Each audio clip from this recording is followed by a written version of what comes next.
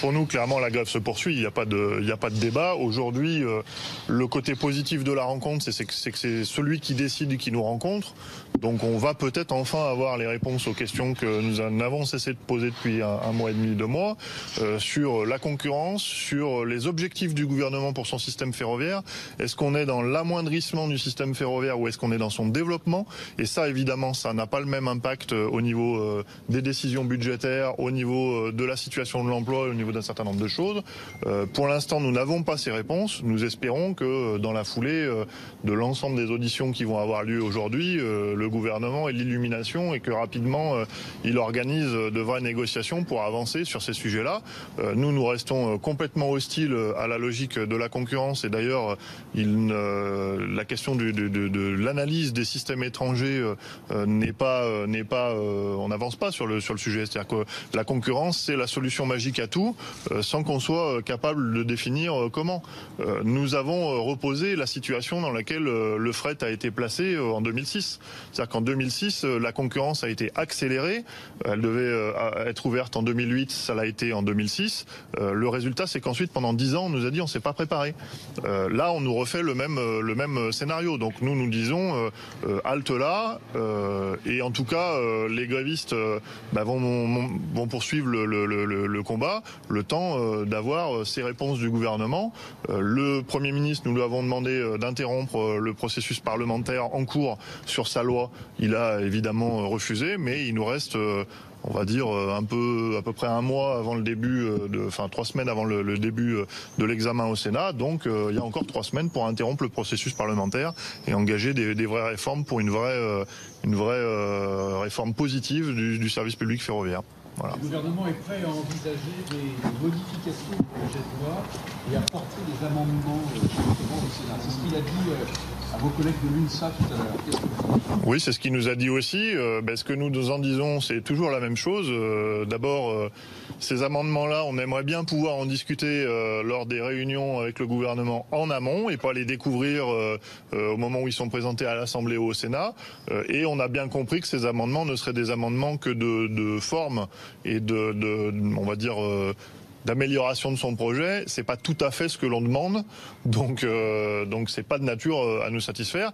Et puis quand on veut être dans une logique de concertation et de négociation avec les organisations syndicales, c'est avec les organisations syndicales que ça se passe. Que les sénateurs discutent entre eux, c'est leur rôle, mais nous on aimerait bien quand même avoir des réponses à nos questions et à nos revendications.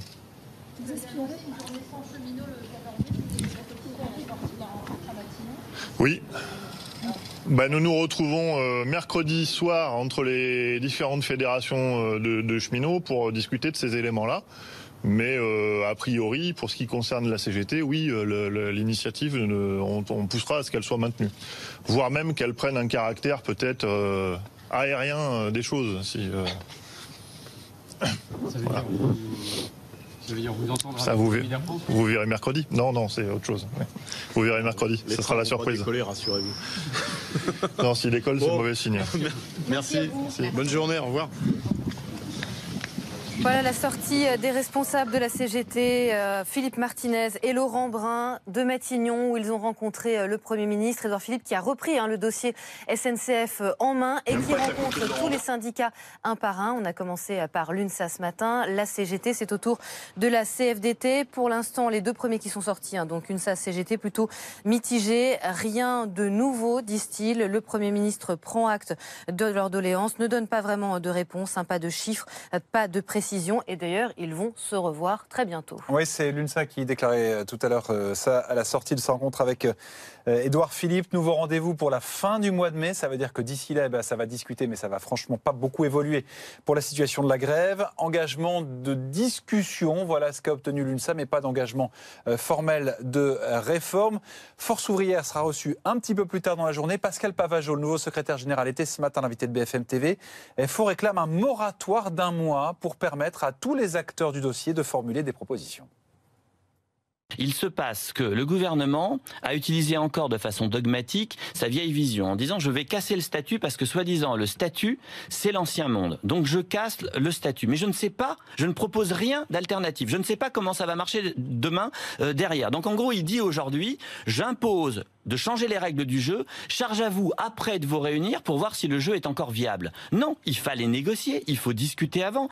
Tous les syndicats qui se retrouveront mercredi, nous disait tout à l'heure la CGT, pour décider de la suite à donner au mouvement. En tout cas, le mouvement, il reprend ce soir. Perturbation à partir de 20h. Perturbation aussi chez Air France. La grève, là encore, qui colle avec celle de la SNCF. 15% des vols annulés en moyenne, 3 jours après la démission fracassante du PDG, Jean-Marc Janaillac. Oui, sur BFM TV, le ministre de l'économie hier disait que l'avenir de la compagnie, sa survie, était en jeu. Ce matin, à la Bourse de Paris, l'action Air France est